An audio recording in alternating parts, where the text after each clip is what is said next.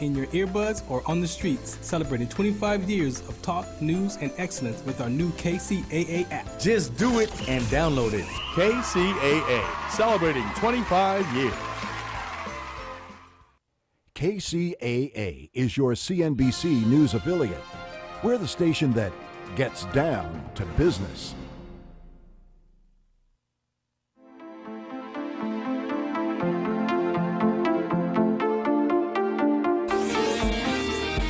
NBC News on KCAA Loma Linda, sponsored by Teamsters Local 1932, protecting the future of working families. Teamsters1932.org.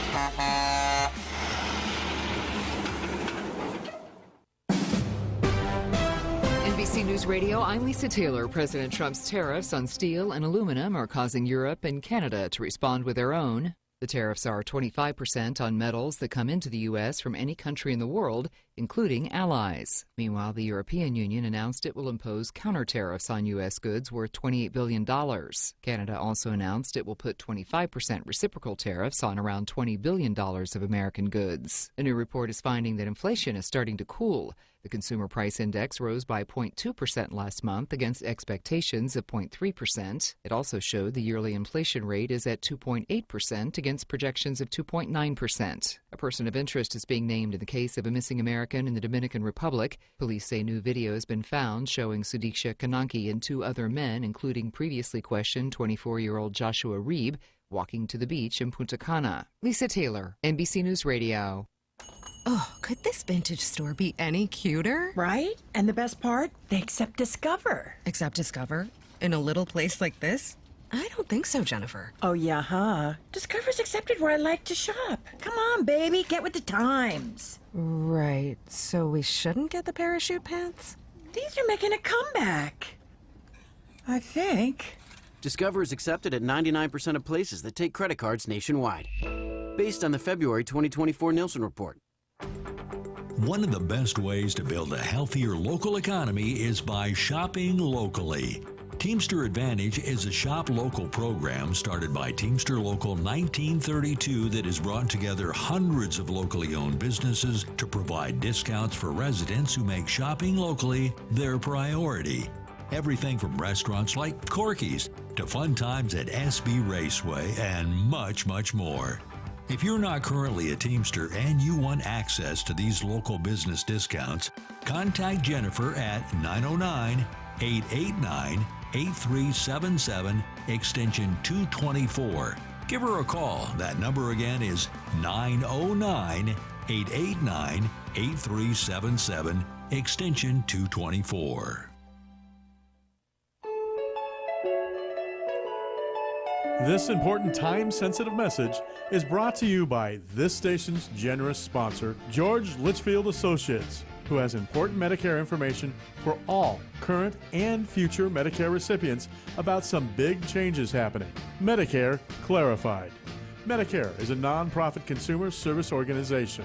It's more important than ever to review your Medicare plan for 2025 from October 15th through December 7th. To find out if you're in the right plan for you, people are calling 951-769-0005. 951-769-0005. A popular and local Medicare plan is improving. Others are raising copays and adding deductibles. Biggest changes in the Medicare drug program in 15 years.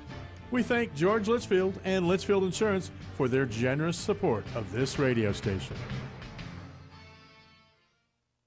Did you know that 55% of working Americans would choose a lower-paying job to work under a leader who inspires their brilliance? In today's fast-paced world, resilience isn't just a trait, it's a superpower. If you're feeling overwhelmed by life's pace with hurry and worry, struggling to find a way, discover the secret with Simon T. Bailey's bestseller, Resilience at Work, How to Coach Yourself into a Thriving Future. Get your copy today on Amazon and unlock your full potential. Meet Barkley. When Barkley smells gas, he leaves fast. When Barkley hears hissing coming from a gas appliance, he leaves fast. When Barkley sees dirt or water shooting from the ground, he leaves fast. Barkley then calls 911. and Southwest Gas from a safe location. Did that dog just grab a phone and dial 911? Gas lines can be buried anywhere, so remember to call 911 and Southwest Gas. Welcome to the Worker Power Hour with Randy Corrigan, a brand new show about labor and worker issues. The host of the show is Randy Corrigan, Secretary, Treasurer, and Principal Office and leader of Teamsters 1932, one of the largest public sector labor unions on the West Coast, representing workers in government and non-sworn law enforcement personnel. Randy Corrigan is a 30-year Teamster who first became involved in the labor movement by volunteering his time as an organizer with the Teamsters Union at the age of 21. Since then, he's helped thousands organize, mobilize, and achieve bargaining rights. He accomplished this by spending countless hours with brave men and women all over Southern California, in their living rooms, on the picket line, to bring workers towards victory. This is the Worker Power Hour. And now here's the host of the show, Randy Corrigan.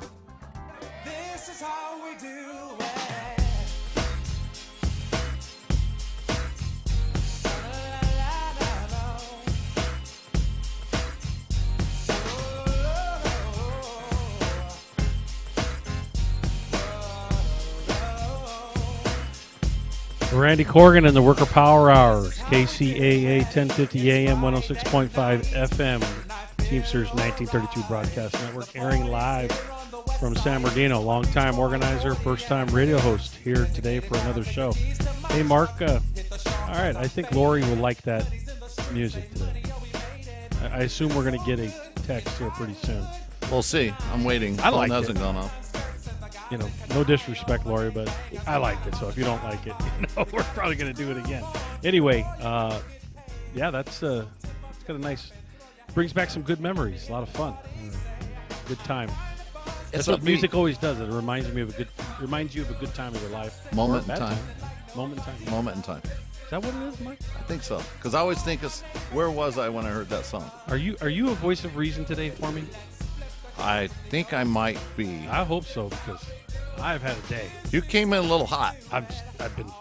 It's like I've got fired out of a cannon first thing this morning, and I haven't had a chance to settle. I thought to myself, I know that. We just had, probably almost 1,000 people in our parking lot today. I never even got a chance to leave my office, walk across the building, and look at what was going on. So there's something I noticed about the kids of today. When I was a kid, I was looking for the Coke, the Dr. Pepper, mostly Mountain Dew, right? Yeah, I'm Mountain Dew. You should have seen the lines at the coffee bars. 30 deep. No kidding? The kids were lined up for coffee. Jennifer and I were refilling sugar and creamers, and they wiped it out. For those of you that don't know, we had a career day today, and we had over 40 high schools today on our campus here, and we had more than 40 employers looking, just kind of showing these high school kids what the future careers could be. They ranged anywhere from UPS to sheriff's department or some cities, public works, like tech, crime scene investigators, all kinds of stuff, public health. It was great. It was great to see the setup. Unfortunately, I didn't get to see. I went into Zoom meetings right away and didn't get to see any of the actual activities, but I heard it was absolutely packed. It was packed. I even brought kids back here and took some pictures of them in the. Well, you should have had them come here and just run the show. No, that's my job. Well, they can probably do that, by the way. Thanks a lot. You're very. I'm going back to music. Some different music too. Right. We probably won't understand it. Just played. Mumble rap. No, they probably do, don't you think, Sarah? Yeah. Sarah? We're joined by Sarah Beamer. She's going to be our Teamster Advantage partner on here in about 10 minutes when I get into her specialties. But before that, let me do some real quick recap of last week. We had for our Teamster Advantage guest, we had Donut Town on here from Highland. That was so cool to see the small world. His grandparents and family ran the Bluffs. And then now they have Donut Town there in Highland.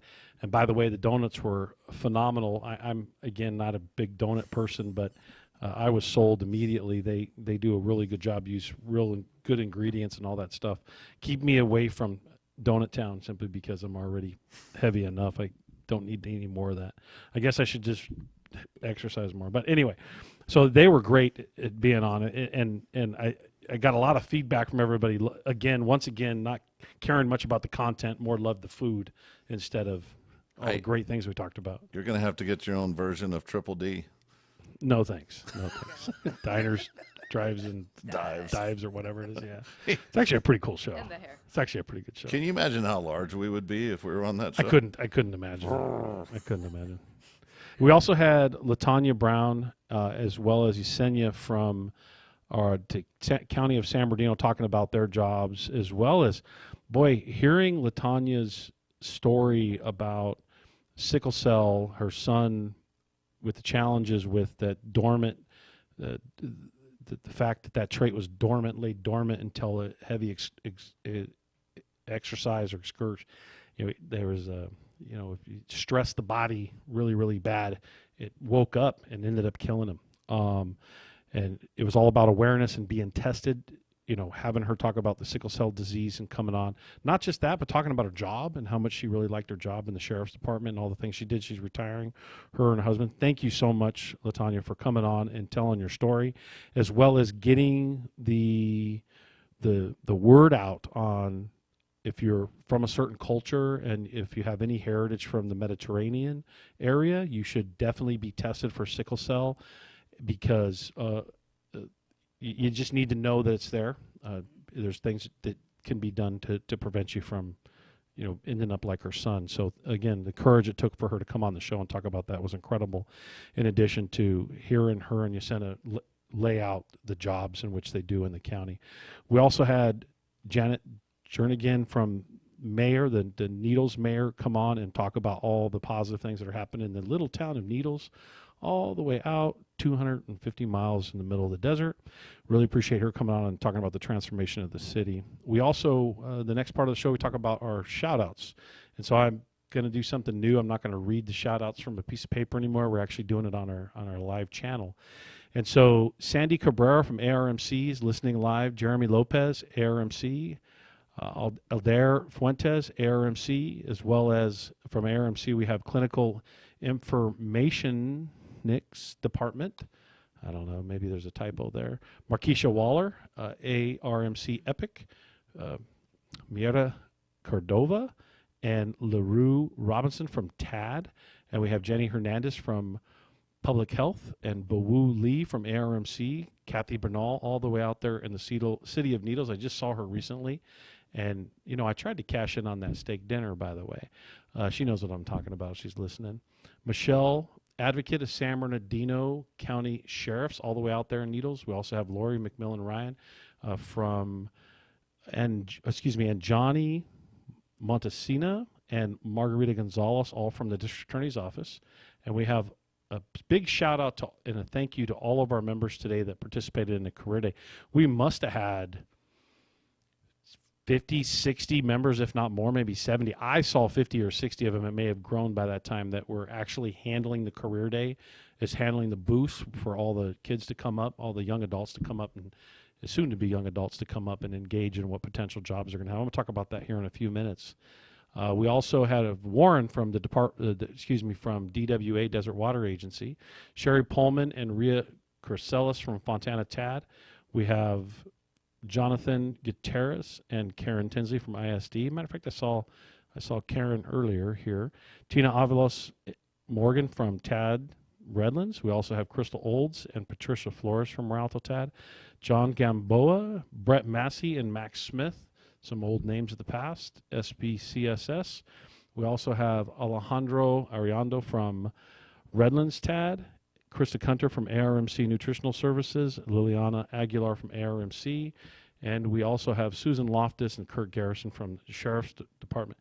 Again, if you want us to give you a live shout out, make sure that you let us know and we'll do a live shout out for you. And I am sorry if I butcher your name. Apparently last week I butchered a few names, and I may butcher names every single week. My bad. Don't mean anything by it. Just sometimes I got so much going through my head that I just have a hard time reading. And, my bad. That's where I do the long-time organizer, first-time radio host, and that's my excuse, my rookie status. I'm not really good at reading while I'm trying to run a live radio show. And for all you podcasters all there that can delete go back and redo it. We're not allowed to do that in this space. It's live, and we're flying live. So the next thing I want to talk about is we got a new studio that we're going to be occupying here pretty soon on the other side of the building. It's just about ready, right, Mark? We're almost there. We have a little. What's left? What's our equipment that's left? We got to get the You're board going to love in. this. It's all worker powered out. It's going to be just our studio. For here, we obviously have a shared space with everybody else in the station that comes in and does live shows or does recordings. But there, we will have our own space, so we can have lots of fun with design, and it'll be cool. It also has a refrigerator in it. With Mountain Dew? Yes. Yeah. No, we can't have Mountain Dew because then I'll be tempted to drink it. My choice would have been strawberry soda back in the day. Yeah, strawberry soda, right? That was good, yeah. Yeah, Fanta, right? Yes. Sunkissed. Yeah, really excited about the new studio coming, and hopefully we'll have it ready. Hopefully Mark Westwood's listening, and he'll have this thing done next week, right? We got to get the engineers in to do the final pieces. Is all the equipment in? The board's in. The new Okay. board is in. And I think it's plug and play at this point. And then we're gonna have. I think we're gonna try to have a camera on you too, Mark. Believe it or not. Great. Now I got to So lose get your weight. get your camera smile ready. I'm going to have to talk to Sarah about one of those infusions. Yeah, there we go. Where's the smile? Can you get a good-looking IV infusion for us? Yeah, right. You got something for ugly? We'll work on it. We got time. Right. The other thing I want to report on is you heard me reference it just for a minute. We just had a career day here where Becky Leppins, our executive director for the training center, has been working really hard over the last few months. Last few years of building a relationship with all the schools in the areas, predominantly the high schools. We engage the schools on all kinds of different levels with different programs that we have, but specifically for this, what we're trying to do is get our employers to connect to the high school students so that when kids are coming out of high school, they don't flop around the job market and end up, finding into a bad job or getting anchored into something they don't like, and just get it to where you kind of know what you want to do. And from what I understand, here's some of the comments that came from today. A student, my career path changed today. This has just happened, within the last couple hours. One of the kids walking around and seeing all the different options and different types of jobs for the future, and recognizing these are good middle class jobs. In other words, they can buy a home, they can support a middle class family on this. Another quote is, "I had no idea there were this many jobs out there." Not everything is to go to work at Amazon. That a lot of people. At least that's the way sometimes it's presented at some of these high schools, unfortunately. I decided I want to work for the city or a city. That's great. Some people say, oh, well, why? No, if that's what you connect to and you want to help and you want to be a public servant, and you could see it in a way where, whether it's on the public, engaging the public directly in a service, or whether it's, public works, maybe more handy with your hands, or mechanical or anything like that. Educators said something to the effect of, you have opened the eyes of our students and made it real for them. And so awesome to see the kids, these young adults, respond like they did in this space right here at our location at this level. And now what we got to do is get all of these employers to stay engaged in the process. So they went to a job fair but found a career.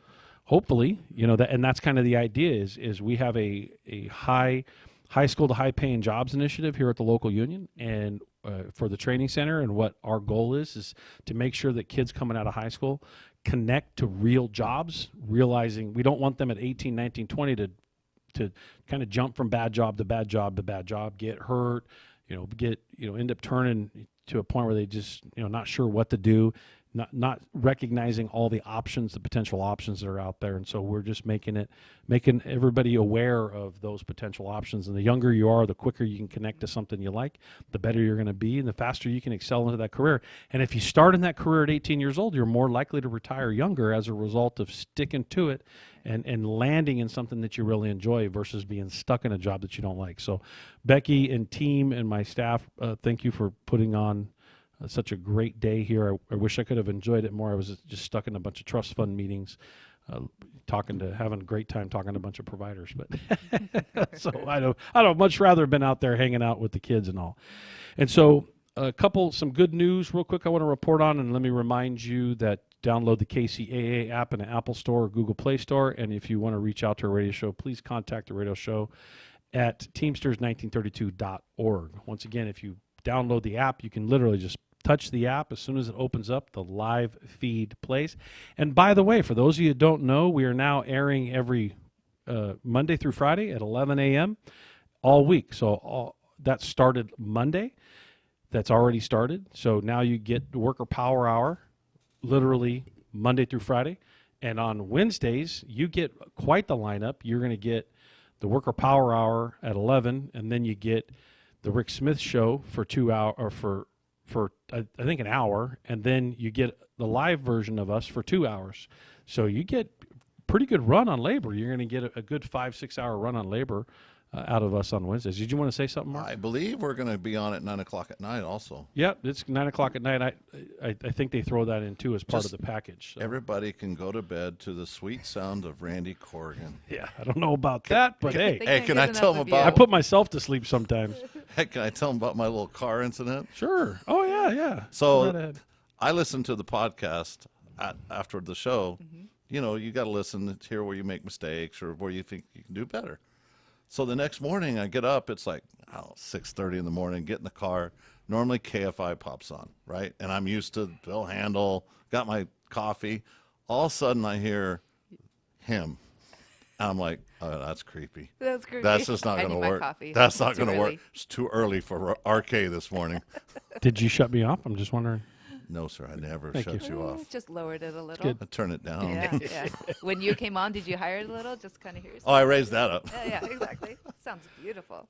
So let me cover 3 real good labor wins here in the last few days. The U.S. Senate has confirmed a pro-labor U.S. Secretary in Chavez DeRemer. Her father was a Teamster, and when she was a member of Congress, she was an original co-sponsor of the PRO Act and has worked alongside labor to advance meaningful solutions to labor's most pressing issues. And many may see that the new administration has been a wrecking ball when it comes to labor. That's true in a lot of cases. However, there's some bright spots too, and we're going to definitely point those out. This is one of them. And so the Labor Secretary, the U.S. Labor Secretary, was actually a choice of the Teamsters, and we're glad that the Trump administration has moved in that direction, as well as the Congress has approved her to serve. And we hope to utilize that resource much over the next few years. Also, a federal judge orders the terminated NLRB board member to return to work, bringing back a quorum to the NLRB. President Trump removed Gwenny Wilcox from her position on the NLRB just days after taking office. This move was swiftly met with lawsuits and public uproar, which ultimately led to the federal judge ruling Trump's move is illegal, and it's been ordered for her to be returned to work. So this is a big win for us because clearly, you know, that administration and politically, no one campaigned on getting rid of all these people in the NLRB. The National Labor Relations Board and the National Labor Relations Act oversees millions. Is an agency that oversees the labor space for the private sector when it comes to workers, and it's supposed to be an advocate for working people. And to see those terminations happen in that space is literally unacceptable. If you say that you're a pro-worker person, that is not something they should have been doing, and I'm so glad that judge has upheld the reinstatement of Gwenny Wilcox, because that's going to help continue to protect workers in that space, and much celebrated victory in front of that federal judge. Really appreciate that happening. Also, the Faster Labor Contracts Act has garnered bipartisan support. And on March 4th, Republican Senator Josh Hawley from Missouri introduced the Faster Labor Contracts Act, which would amend the NLRB to reduce the time between unionization and negotiating to 10 days. And in other words, it's got to happen within 10 days. And it's good to see the bipartisan support in that space, and it's good to see that that's moving. You got Republicans and Democrats both moving to try to protect workers. In a time like we have right now, this is not a time that we leave workers behind. We should obviously be propping up workers and not hurting them in a negative way, and we need to be pressing legislation and policy in which supports that. And so, as another reminder, download the KCAA app in the Apple Store or Google Play Store. All right, so let me get to one of my favorite programs that we have, which is the Teamster Advantage program. And today we are joined by Sarah Beamer, and our Teamster Advantage program is comprised of more than 1,000 small businesses in the Inland Empire. Sorry, I'm having a hard time with words today. I've been talking so much, I guess, on all these calls that I'm fumbling a bit here. Anyway, I love this program because we're promoting small business, and we're promoting the engagement of our members and the community to make sure that we uplift small business and connect to small business versus, go to a small business in your neighborhood versus ordering something online or versus going to a big box retailer, because those small businesses are really what keep the local economy going. We're in more than 30 chambers of commerce in the Inland Empire. We participate in all those chambers because we want to do is stay connected to these small businesses. And with that, I have Sarah Beamer on here. Do you want to take a few minutes to talk about your business? Because this is Wellness Wednesday. We're going to start doing like this Wellness Wednesday stuff here on the radio show, as well as some of our other spaces. Sarah, take it away. Introduce yourself. Yes, Sarah Beamer. I'm a nutritionist, and we are over in Longevity Lab LA, out of Glendora, but we service everybody from LA County, San Bernardino County, and Orange County. Got a little talking to the mic. Oh, sorry. No worries. I know. Gosh, Mark's looking at me. Gosh, don't give me that look. So what you could do is you could swing this mic. I'm going to swing it so I can look at you. There you go. There you go. All right. There's the pretty view. So we do, it's a wellness center. So we do everything from IV infusions to weight loss, testosterone replacement, red light therapy, kind of, a little bit of everything for everybody. It's with all the environmental factors out there and what everybody's dealing with, everybody needs a little bit of support. I know with the Teamsters and... So can I drink a beer in one hand and have an IV in the other one? Sure. Depends on what type of beer and if you're sharing. Believe me, we get requests like that. I'm sure you do. It is all about balance. So right. I'm not saying everything has to be perfect, but I mean, that is part of it, right? Even for the workers, everybody out on the road, or, jobs are, physically demanding. Back in the day, I was on the road a lot, doing consulting and traveling a lot. Same thing. It was whatever was quick. Whatever it wears you down. You're eating terrible food, even when you think it's good food. Yeah. Right. And you just kind of get in those habits. And so, and those foods are very addictive, and it's kind of hard to really kind of focus in on, okay, well, how can I be healthy? What choices can I make? Or, all those things also lead to inflammation and, one thing after another. So that's kind of the situation that many people are in right now, where they've gained all this weight. Maybe some of them need some support. So Mark's raising his hand. Yes. So, and that's why you hear a lot right now about GLP-1s and the medication that, will help, reduce the hunger. But what's GLP-1? So that is a medication you probably heard a lot about, semaglutide, tirzepatide. Those are really popular right now. It helps you control your hunger. It slows down digestion. You're hearing about it a lot because it's helping people. It's acting as like a hormone in your body and helping you control blood sugar. And so the nice thing is they're eating a little bit less, and they are able to reset those habits. So, See, that's always been my trouble. Like, if there's food in front of me, yep, I was raised that you better eat it. Right. Because it may not be there tomorrow. You may not even be hungry, but now that's right. You got to keep eating. Right. Yes, exactly. Which is a terrible habit, by the way. Yeah. Yep. Right. And clean your plate. Clean your plate. Yes, and that you Another hear that bad a habit. lot. Another bad habit. And then back when we were younger, sure, our bodies can handle it. We're more active. But now, when we're, like you said, we're sitting in an office all day long. We're not moving as much, but we're still eating just as much, and food is more, just more enticing, more palatable, and it's right there in front of you. So, and that and that's part of the reason too. Through us, it's not just here's a medication. It really is full circle. Just we want to provide the support. So we check in with everybody each week. We want them to learn how to eat. We want them to, get out there and move, get a little activity. And also, lifestyles are different for everybody. Some people are lucky enough to have more active jobs, or maybe too active or not active enough, but it's really about adapting your lifestyle, right? So, I meet with people each week, or I meet with them in the beginning. We check in with them each week and kind of talk about what is it they do? What's their lifestyle at home? Okay, how can we get them to make some changes? And I can tell everybody, it's not about perfection. It's about little changes, and those go a long way. So eat a little bit better each day. So you guys have programs managing inflammation and joint pain too. That's a big one, right? Notice that's a big one lately. Right. So that I think it's all the all the foods now. There's all this stuff in it that's creating inflammation. Right. I know it's what's swelling me up. Right. There's well, and so there's So several reasons that lead to the inflammation. Right. It could be either your job, just overuse, heavy lifting. To everything to the elbow food. sprain from eating too much.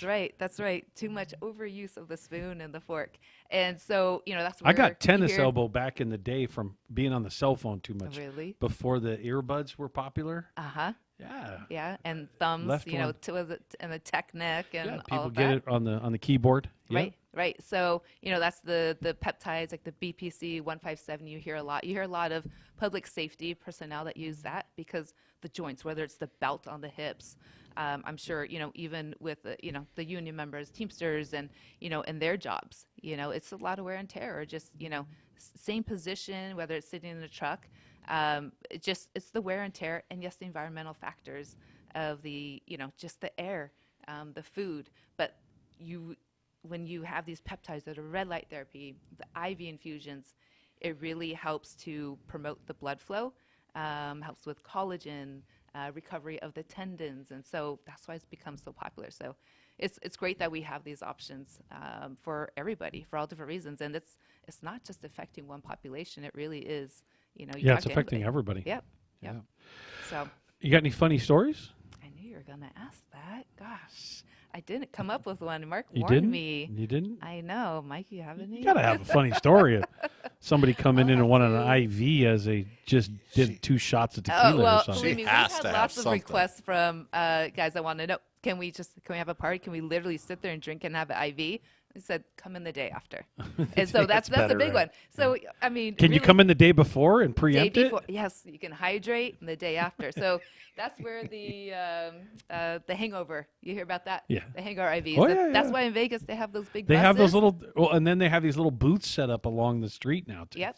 Crazy. I had a friend a group of friends, they all went to celebrate in Palm Springs for the weekend, and their friend, whoever's birthday it was, they had a session down at the pool the next morning where everybody got IVs.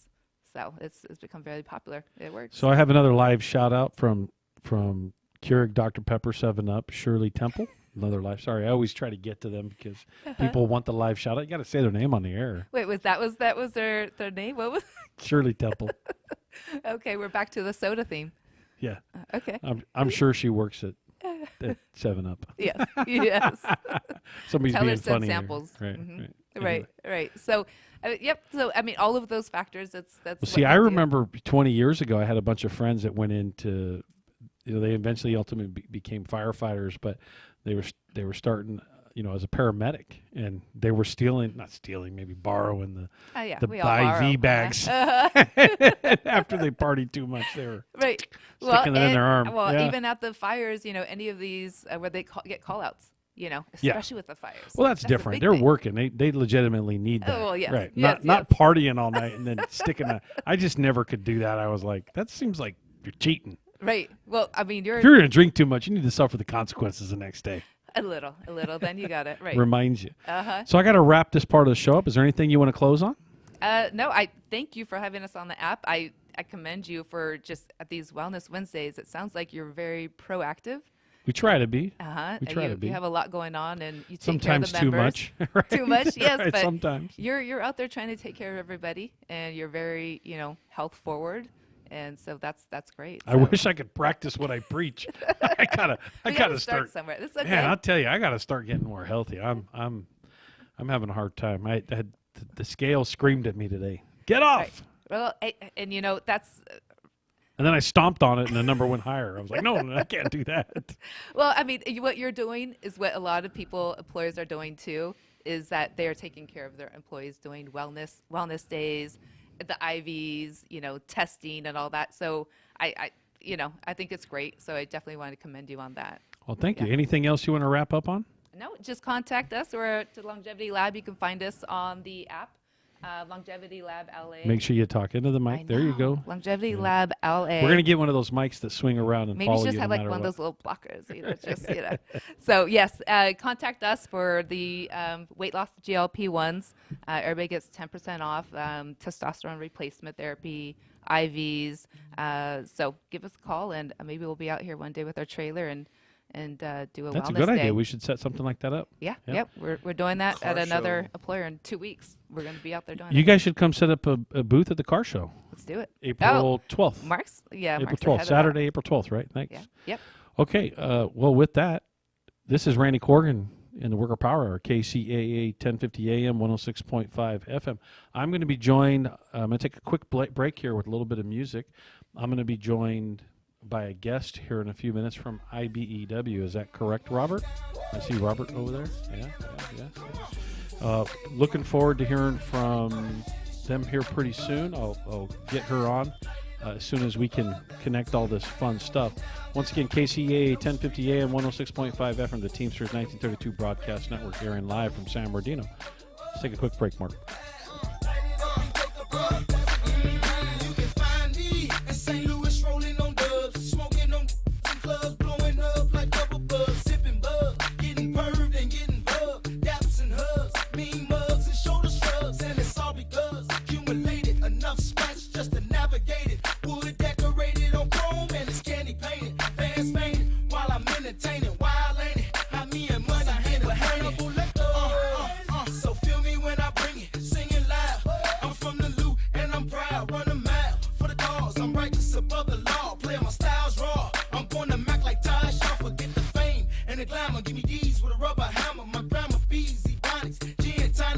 Scratch bionic, it's ironic. Slamming haters like Onyx, lunatics to the day I died. I run more game than the Bulls and Sonics. Going down, down, baby. Yo, street in the rain. Come on. Ready to let it go. Listen to it loud. Light it up and take a plug. Pass it to me now. Going down, down, baby. Yo, street in the rain.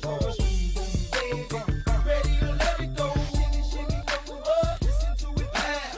Light it up and take a plug. You say pretty boys ain't be wild, loud, okay, corralled in us, fouled in us, running the club and busting the crowd in. How then? Ask me again, and it's going down in. Now then, come to the circus and watch me clowning, pounding. What you be giving when I'm around and frowning, talking that shit when I leave the town in. See now, can you come out to play now? Hey, I'm ready to cut you up any day now. Play by my rules, boo, and you gon' stay. Hey, I answer your third question like AI. Say hi to my niggas left in the slammer, from St. Louis to Memphis, from Texas back up to Indiana, Chi-Town, KC, Motown to Alabama, LA, New York Yankees, sluggers, Hotland, Louisiana, getting paid off this country grammar, smoking in Savannah, blow 30 mil like I'm Hammer, going down, down, baby. Woo. Street in the rain, come on. Ready to let it go. Listen to it loud. Light it up and take a bug. Pass it to me now. Going down, down, baby. Yo, street in the rain. Ready to let it go. Listen to it loud. Light it up and take a bug. Show these cats how to This is make Randy this Corgan million back on the Worker Power Hour, KCAA 1050 AM, 106.5 FM, the Teamsters 1932 Broadcast Network. Good music, good music.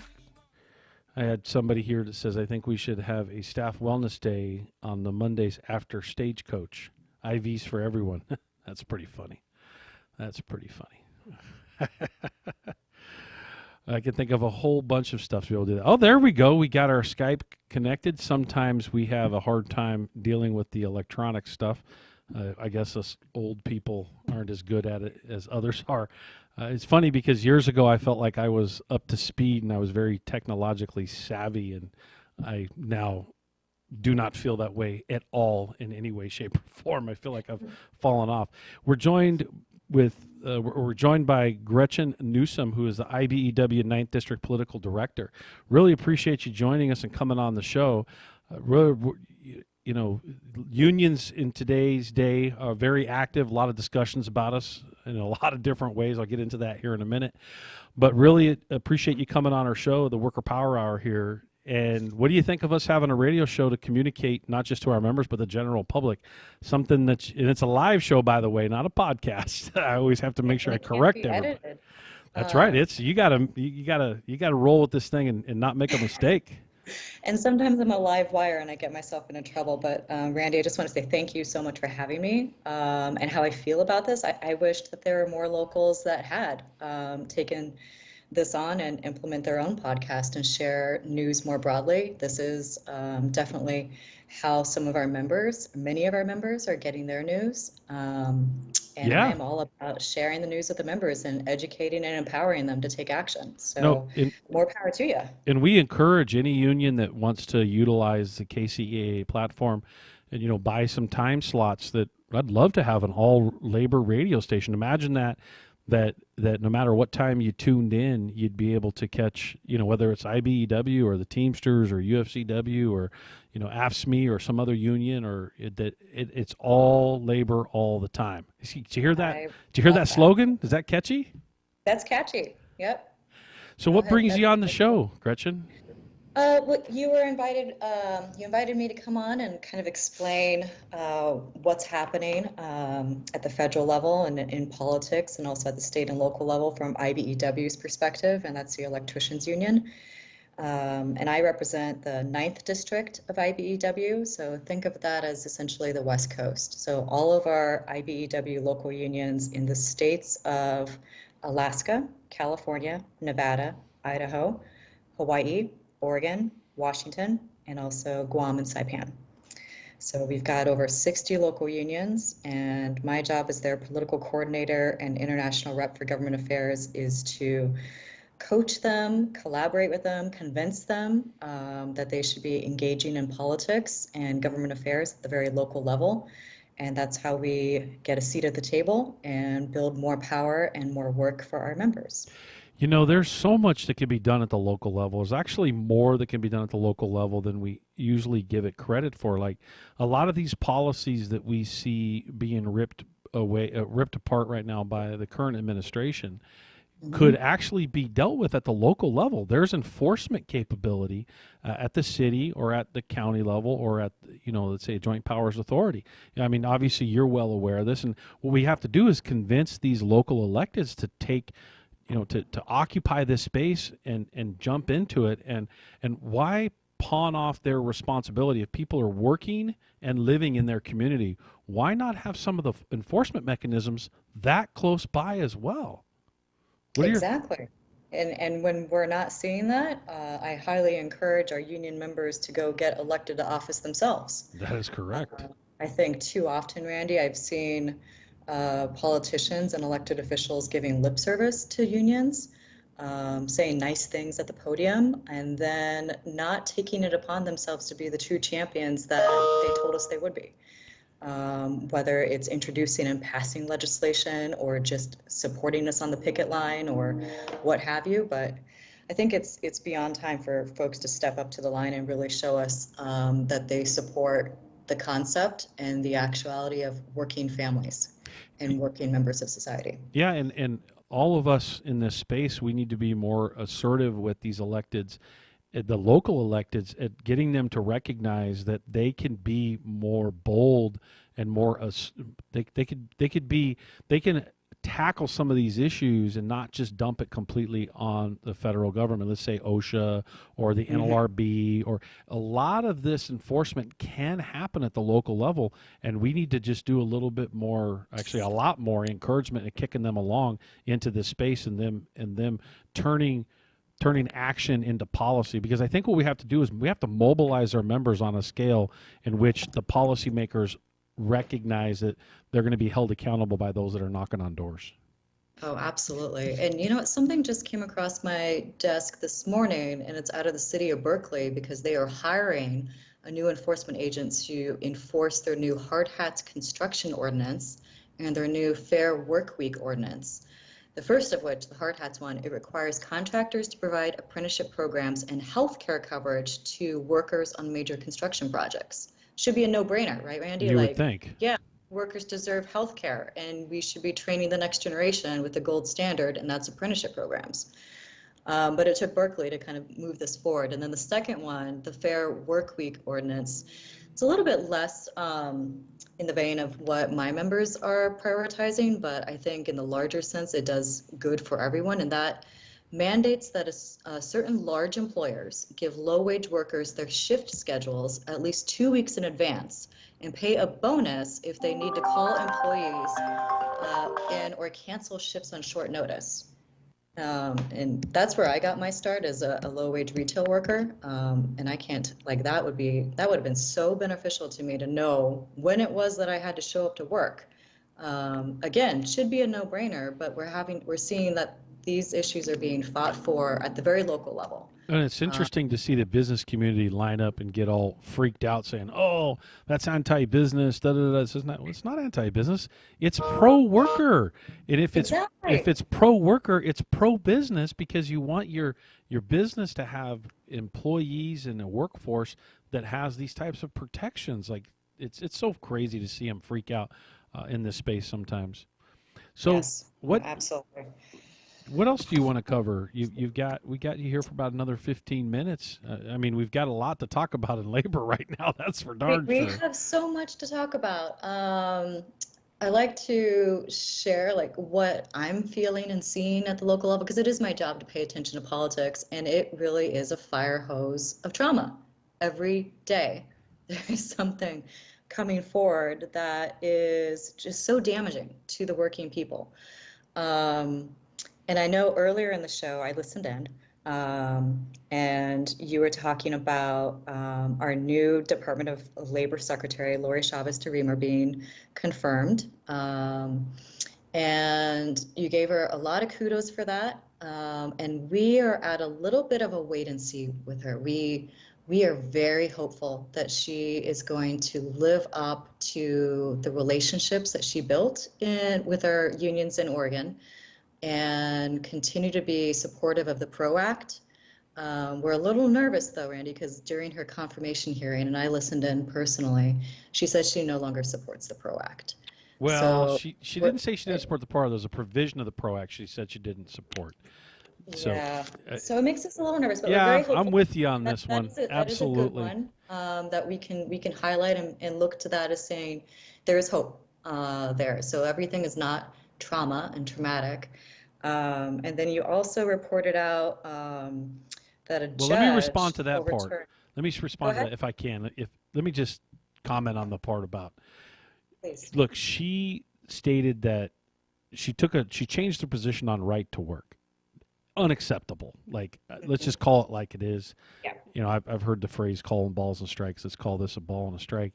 The reality is if you're pro-labor, you are not in any way, shape, or form for any version of right to work, whether it's at the state level or federal level. And so her backpedaling on that was her ability to, obviously the political optics of that was to try to gain the position. And I would agree with you 100%. There is a wait and see, because is the administration going to, make her do things that are different than what she did when she was in Congress, right? I think that's what your point is. And it's absolutely fair for you to take that position and to say something like that.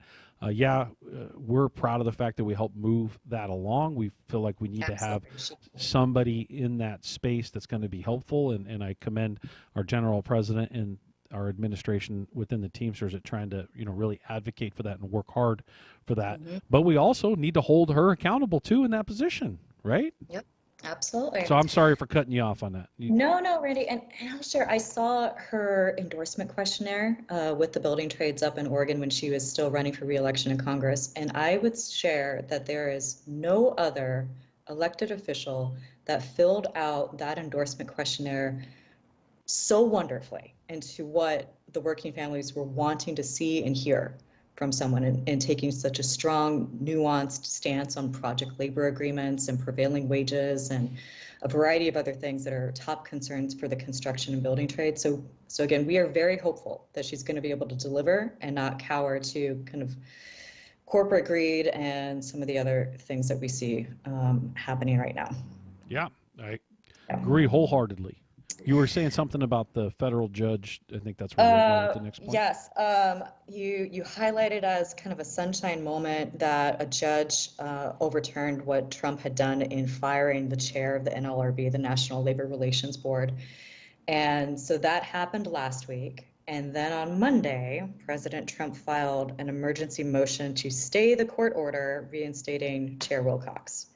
So that matter is still something that we're having to fight for and advocate for to get Chair Gwen Wilcox reinstated at the NLRB. Which is clearly a move for corporate America. It is clearly a move for corporate America. And, you know, it's something where clearly this current administration, like, hey, just live with the decision that the judge made. They overrode your decision because you overstep they overstep their authority in doing what they did.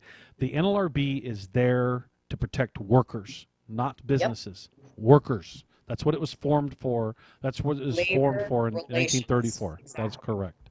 Sorry, I'm getting all fired up on this, but no, I'm so fired up on this because it's not for our listeners that aren't aware of this. The NLRB is composed of 5 persons. And so by President Trump removing the chair, we are down to 2 people sitting on the NLRB. And as such, the NLRB cannot have a meeting and conduct business on behalf of the working people because there's no quorum. So they are completely just dysfunctional now, not functioning and not working for the working people of America. And it drives me crazy. Yeah, it was the Wagner Act was passed in 1934, ultimately turned into the National Labor Relations Act in 1935, and it was formed to protect workers' rights because prior to 1934, workers had no rights when it came to anything on the job, especially in their pursuit of having a collective bargaining agreement. Everything they did was by force through a labor dispute prior to 1934, and so the entity was formed to protect workers, not to protect businesses. It was an advocacy arm for working people that was created in 1934 and 1935. And I feel like, 90 years later, everybody's kind of lost their idea of what that purpose was, at least in this moment. Yes, at least in this moment. And you can see in the election results of this last election that the working people of America want someone that's going to stand up for workers and do better by us. And that is not what is being delivered. It's what we were lied to and said was going to be delivered by President Trump. But so far, that is not what is being delivered at this point. It just is again and again, Randy, like serving corporate interests and the billionaires. And I just blame the billionaires left and right on things. Yeah, the corporate America clearly has control of this country. We're seeing it firsthand, and quite frankly, you're 100% correct. And the president championed working people and said, "I'm going to be your champion." He never said that he was going to terminate these people at the National Labor Relations Board or gut any of these other or our own members. All these thousands upon thousands of federal workers that your union, my union, we represent them. They're represented by a variety of other unions. And I just have so much grief for them to receive that email of "you're fired. We no longer need you. You're no longer needed." And they've been doing how about the part of the news where collective bargaining has been wiped away for all the TSA, the Homeland Security, like a 7-year contract that was ratified months ago. Historic, exactly. Right. Took so much to get that done, That's right. And now Boom, it's just gone. You 47,000 workers that you have to deal with every day when you're going through the airport. Nope, you do not have collective bargaining anymore. By executive order, just abolished. So the reason that should be a real wake-up call, Randy, for everyone in America that says, "Well, it hasn't affected me yet, so I don't need to pay attention to it." It's coming. It's going to be affecting everyone. If you haven't felt it yet, it's coming for you. Union members, non-union members alike. But I truly believe, Randy, and I think you share this too, of like every person that works in America deserves the right to join a union if they so choose to. And frankly, people are better off if they're in a union. Higher wages, job security, safety on the job. Could just go on and on with the list, but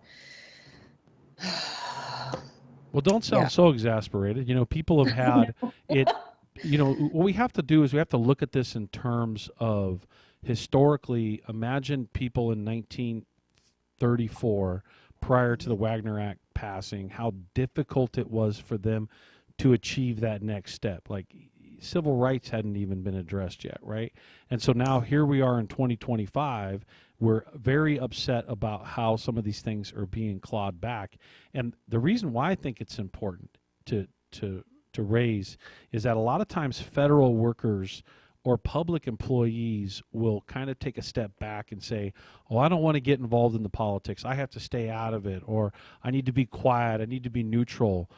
Well, whenever you're a section of workers and you've decided to be quiet, and I will say that a lot of federal employees I've noticed over the last decade or so have been relatively quiet, guess what? You got gutted immediately.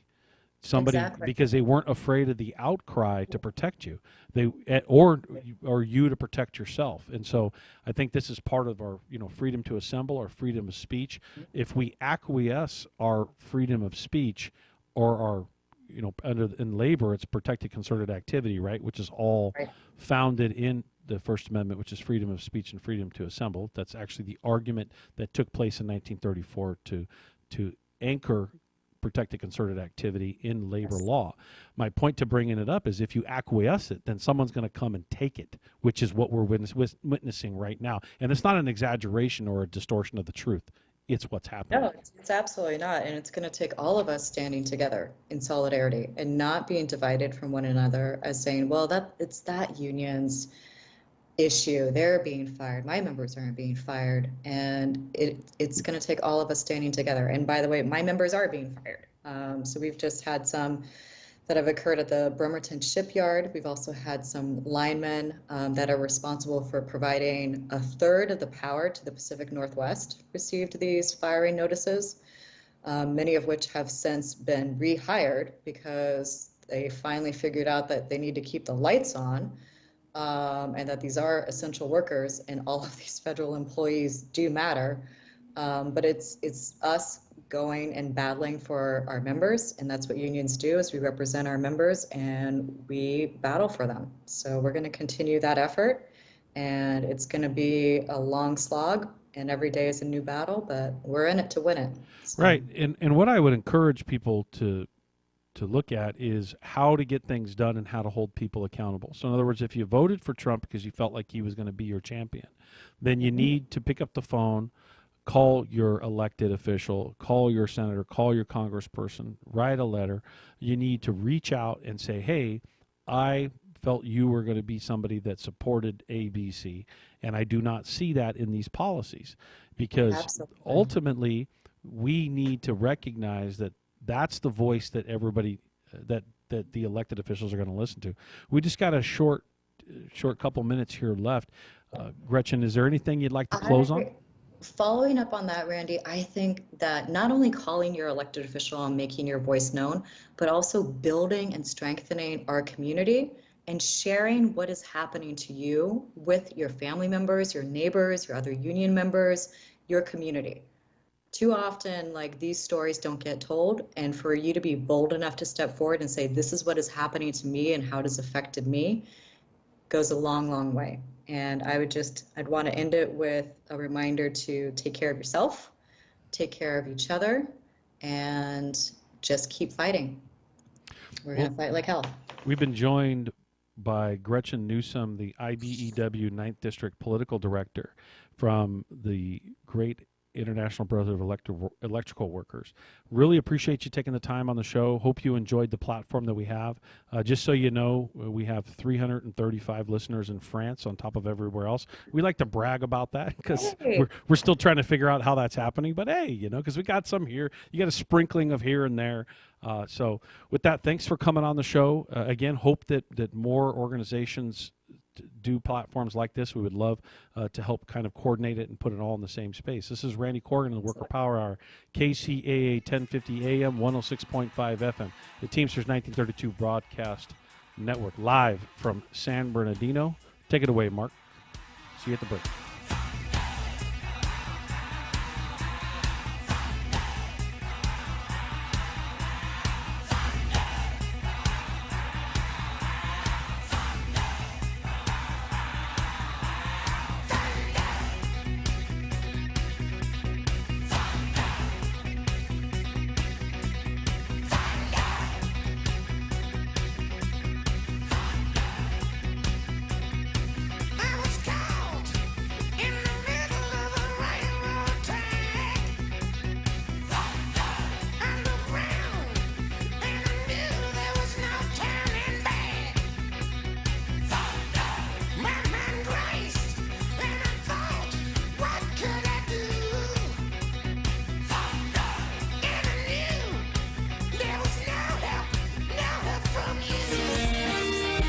NBC News on KCAA Loma Linda, sponsored by Teamsters Local 1932, protecting the future of working families. Teamsters1932.org.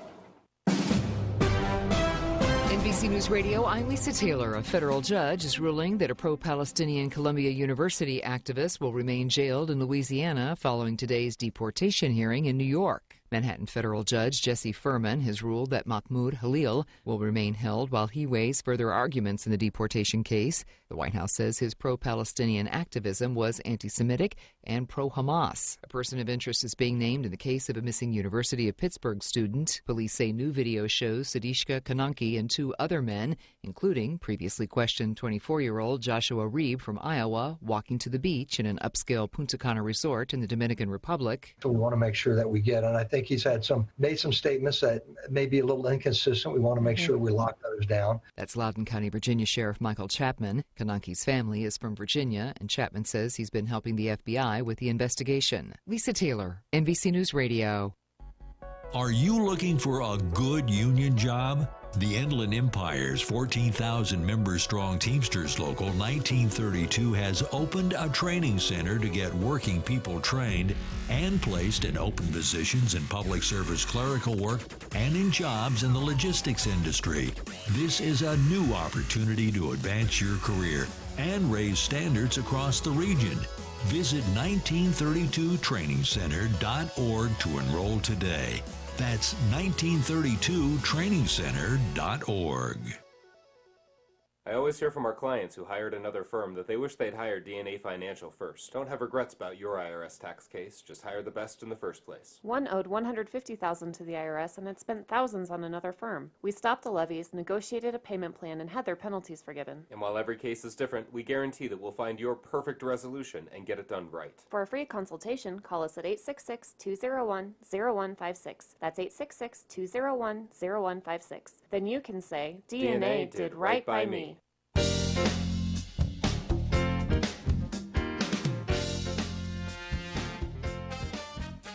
Community Matters with Lillian Vasquez. The Yucaipa-Cala Mesa School District recently invited children's author Mac Barnett to visit 3 campuses, giving students a chance to meet a real author whose books are actually in their school library. Barnett has written 62 books, including picture books, chapter books, and graphic novels. I caught up with him at Chapman Heights Elementary in Yucaipa, where he shared why he likes to talk to the kids just so he can talk about being a writer. You know, when I was a kid, nobody in my family was a writer. I'd never met a writer, and a writer had definitely never visited my school. You know, we had police officers, firefighters, doctors, talking about their professions. I wanted to be a writer, and I didn't know if writers were real, right? They all seemed like people who lived somewhere else or lived 100 years ago. So one thing I want to do is just show up and just be like, hey, I'm just a person. I love books. I like making up stories. And this is a job. This is a real job. And if you're interested in it, it's something you could do. The most important part of this job isn't writing books. The most important part of the job is to read books. So I say, read a lot of books, read different kinds of books, different genres, different lengths, read books you like, read books you don't like, you will learn more from the books you don't like than the books you love about how to write a book you want. His newest series will be The First Cat in Space. The first book of the series is The First Cat in Space Ate Pizza. It's about a cat who gets blasted into space to save the moon from being eaten by rats. For Community Matters, I'm Lillian Vasquez.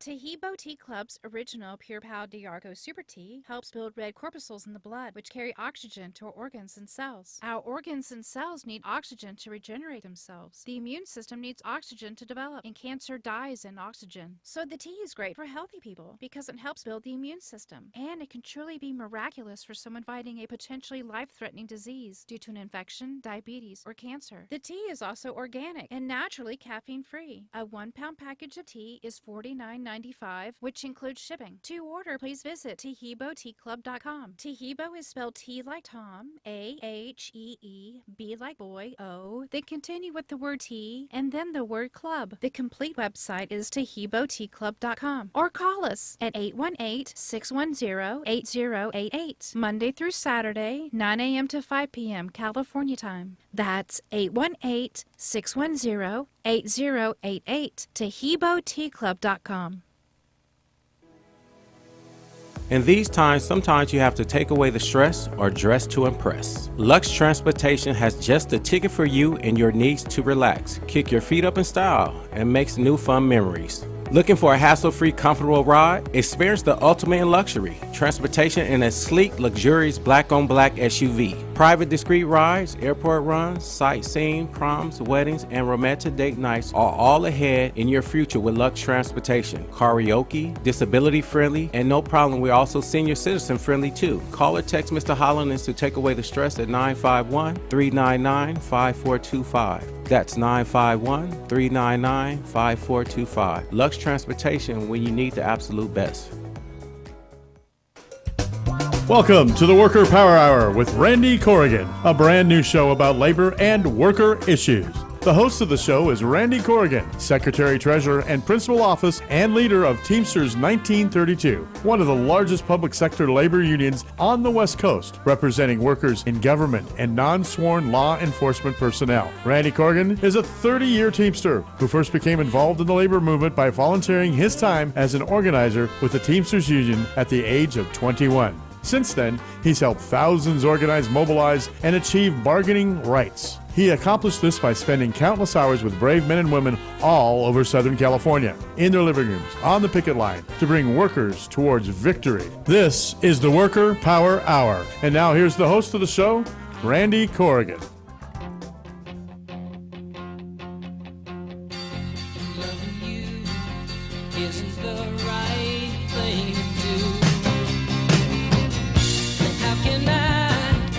My old favorite, Fleetwood Mac. Gotta love it. Randy Corrigan in the Worker Power Hour, KCAA 1050 AM, 106.5 FM, and the Teamsters 1932 Broadcast Network, airing live from San Bernardino. Yes, and streaming as well on the internet and all kinds of other platforms. So make sure you use the KCAA app when you can. You can actually just touch the app and open it up, and all of a sudden you get the live stream of what's going on the air. Yes, we have a live radio show. I'm next being joined by Robert Sandoval. He's the president of Teamsters Local 350 up in the Bay Area. And before that, I just want to talk to Mark about, did you pull the Fleetwood Mac because of the positive interaction on the Fleetwood Mac last time, or? I pulled that up for you. You were having a rough day. It was all me? Yeah, I just figured I'd throw some Fleetwood Mac at you. It always makes you happy. Well, you know, it's good. It's good music. Like it's feel good stuff. Yeah, it's definitely feel good music. I would assume most people would agree with that. And so, you know, here we are. And wait also, for the comments. Yeah, right. The comments will be coming soon. I got a couple corrections from the last hour. First of all, we had almost 90 rank and filers here during the career day. Our rank and filers were managing the booths of all of the careers in which these kids from the high schools, nearly 600 of them, showed up to today at our facilities here, looking at what jobs or careers they may be tapping into in the future. And hearing comments of my career path has changed today. I had no idea there were that many jobs. Good to hear educators say to the effect of, you have opened the eyes of our students and made it real for them.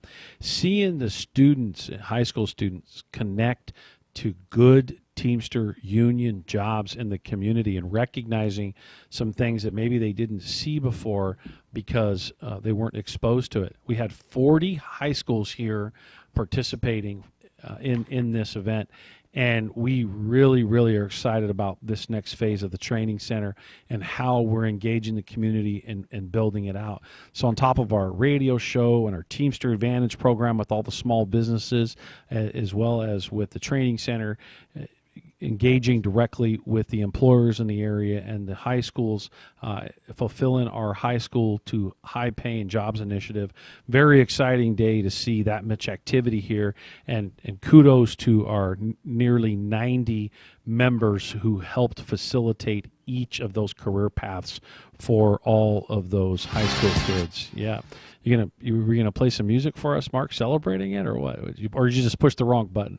See, that's what we love about Robert. It's what we love about live radio is that this isn't a podcast that you get to go back and delete and reboot.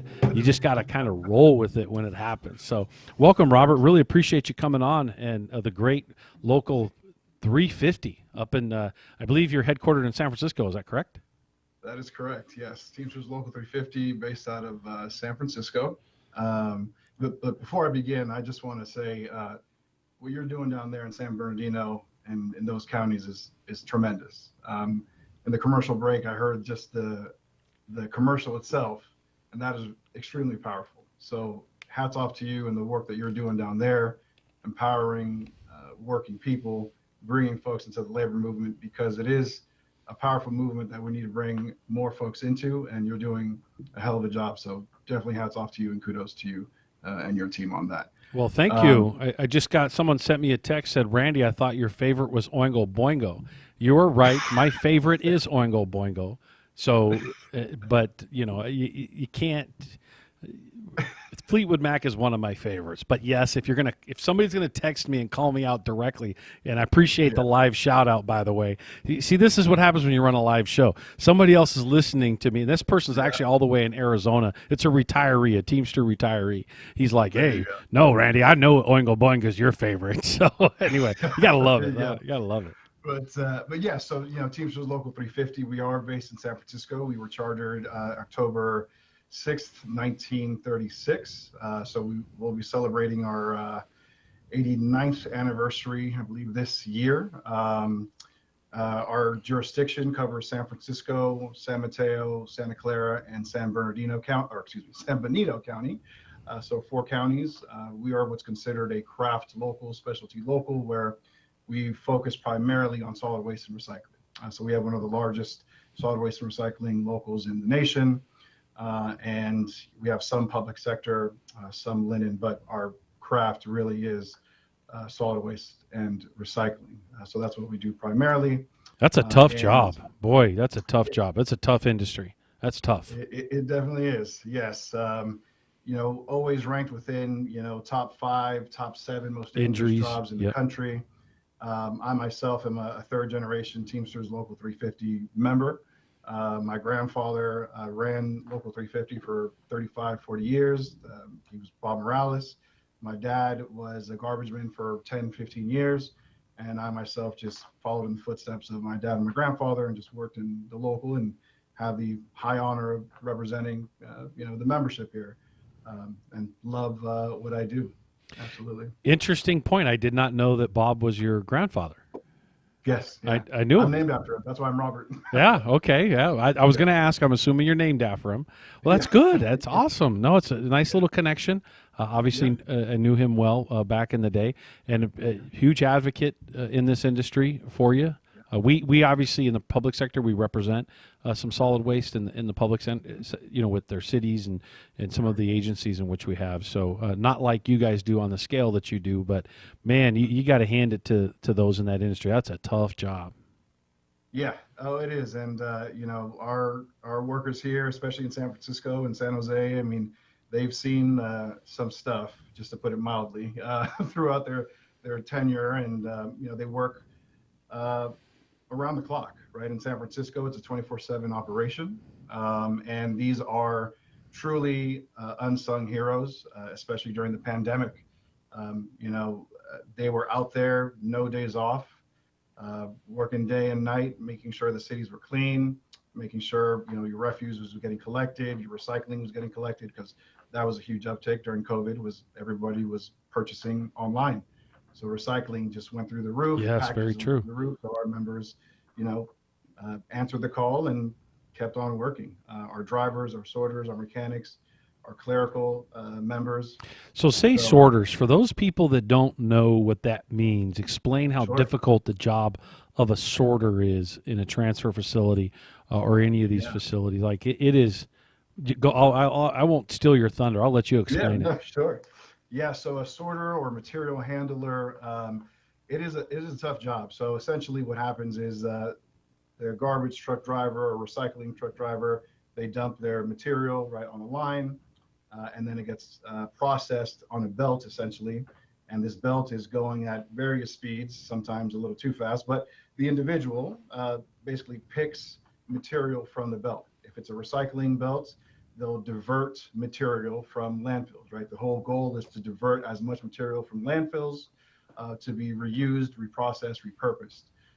And they will do that with plastics, with wood, aluminum, and they're constantly picking this material out of... They're picking through our trash. Basically, they're picking through trash, right? That's and great. a lot of people have this misconception of, oh, well, I'll throw a pizza box into the recycling container, and it's okay because somebody will sort it out, not realizing that if you do that, you're actually soiling the rest of the stuff, recycling products, so everything else is actually no longer usable, so everything now has to go to landfill. So you're not really doing a good service by doing that, right? So just some So don't put educational your pizza box in the recycling. Your pizza right. box, if it's been used, if your pizza box has not been used and it's just pure cardboard, that's different. But it's most likely been used and it's got oil and everything on it. It's got to go in the trash. Correct. Yes. I think a lot of people learned something new today. Yes, absolutely. Yeah. I actually recently learned that myself just in the last couple of years. I just didn't realize something that simple. You're trying to think you're doing the right thing, but you got to listen. Yeah. Anyway, I'm glad you brought that up. It's just a great point of interest to make sure listeners know what they can do to make another Teamster's job easier. Yeah. Oh yeah, definitely. And it's interesting in this area in San Francisco, because as I said, we also represent members in Santa Clara County, which is, as we know, the hub of and the home of Silicon Valley, right? So we're always dealing with new innovations, new technology, and as we are all aware, automation, AV, AI is a big issue, right? Coming up, especially for the Teamsters and things like that. So we're constantly, speaking with legislators, with elected officials, to ensure that we are putting things in place to protect our members and our workforce, and passing pieces of legislation that will protect the membership. There's this misconception that union members and the Teamsters are anti-technology and things like that, but that is incorrect, because I always say, if we were, we would have been long gone, because we started out with horse and buggy, but obviously we've rolled with the punches and we're still here, right? So that's incorrect. So, we just adapt and we try to do what we can. And I feel we've been extremely successful in the political arena, especially here in the Bay Area. Yes, you guys have been very, very successful at running policy for workers in that area. I know a lot of people will say, oh, them liberals are doing this and doing that. And I try not to get into those type of labels. What I like to talk about more is the policy for working people. That, matter of fact, on the Amazon campaign, your area was very, very helpful at rejecting a lot of buildings because of the policymakers and your relationships with the policymakers up there. Robert, thank you for your local and the labor movement in the region did a great job of actually preventing Amazon's footprint from becoming larger in the San Francisco area. Actually, you guys were successful at creating moratoriums, at preventing the build out of delivery stations and a number of things because the area couldn't handle more of that, and it was in an effort to protect the good union jobs that were already there in the area. Thank you for all the work that you did in that space. It's been very helpful, and it continues in other avenues. Yeah, absolutely. And, not a problem. I appreciate, the work that you've done to really bring that up and put a spotlight on it, because we, following your lead, but with the leadership here that we have, and when I say leadership, I mean the county supervisors, right? In San Francisco, it's a city and county. So our supervisors, regardless of what spectrum of the political arena they are all Democrats, but progressive Democrat, moderate, whatever you want to call it. They all understand that working people and labor has a very strong foothold in San Francisco. San Francisco is very much a union town, a union city, and specifically in the district where they were trying to build this Amazon warehouse. It's the district where I live in, actually, District 10.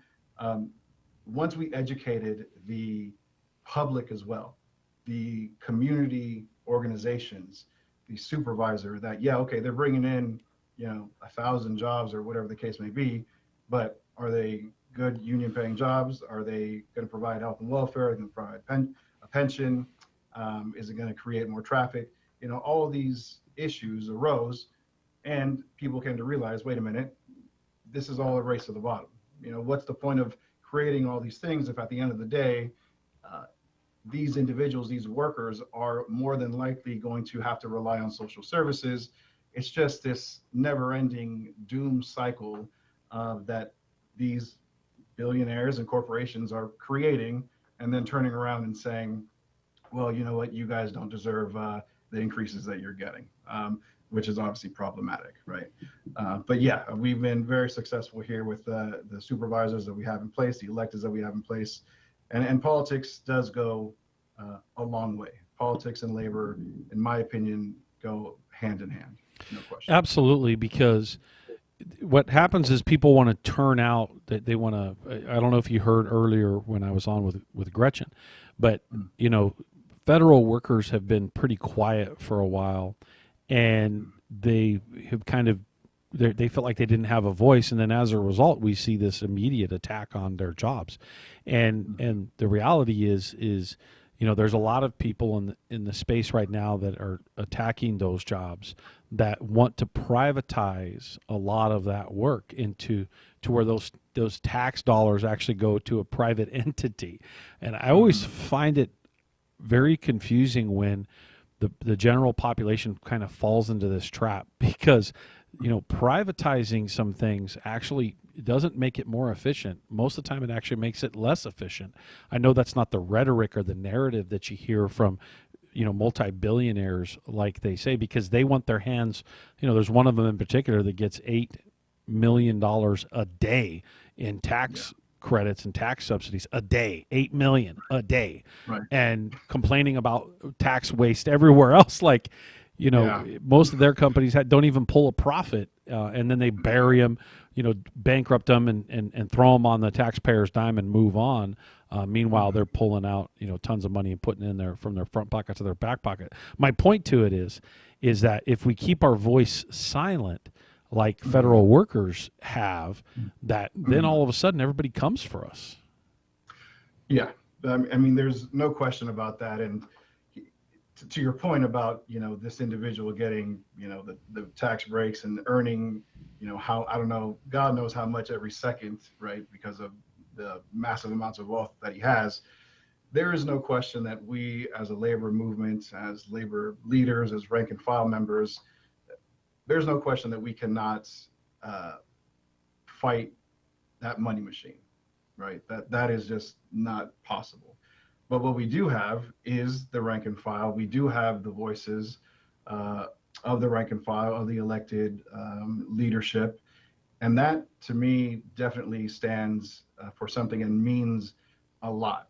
And to your point about not voicing your opinion or being heard, there's this, I want to say, misconception or perception of some folks think that, oh, you know what, national politics or local politics, it doesn't affect me. I'm just going to worry about me and my family, and everything else is irrelevant.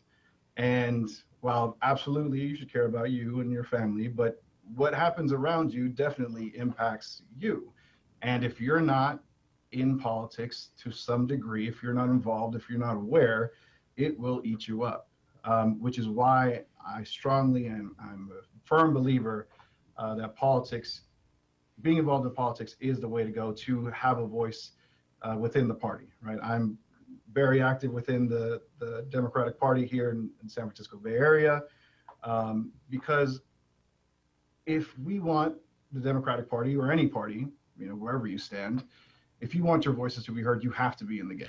Well, and that goes to the Republicans now too. Republicans that believe the party should support working people should absolutely be active within their party to make sure that their party is actively supporting working people. And I think this is where the points of contention come in sometimes. And I try not to get into this blowout on wedge issues. I will definitely get into a blowout on labor issues, right? Like the reality is let's use the person we just talked about a few minutes ago without saying their name. I just did the math, and if the $8 million a day is correct, that's $93 per second in tax dollars that somebody is getting every second. Meanwhile, running around with a chainsaw and a T-shirt, acting like he's acting to say, "Oh, I'm going to cut this and I'm going to do this and I'm going to do that," and trying to make it sound like these people are not doing anything and it's all waste. We could probably, if you look at, just use an example of SpaceX, and you look at all of their technology was born out of NASA, right? You decades of working people, union workers for decades, figuring out some of the most complicated situations when it comes to space travel or rocket building. That some of these entities, whether Blue Origin or SpaceX or Virgin or any of them, the private part of this entity, which is, how private is it if it's getting $93 a second, right? I mean, you may call yourself private, but you're being funded by literally billions of dollars in tax dollars, but you're saying I'm a private entity. Anyway, we can have that conversation at another date. My point is that entities like that got all of their information from an institution like NASA, which was publicly funded to make sure somebody walked on the moon, right? Like that technology, or all the other things we did with the space shuttle program and the rest of it. Like it's funny that you can take all that knowledge and take all that information. The other one is pharmaceuticals, an issue I'll point out to you.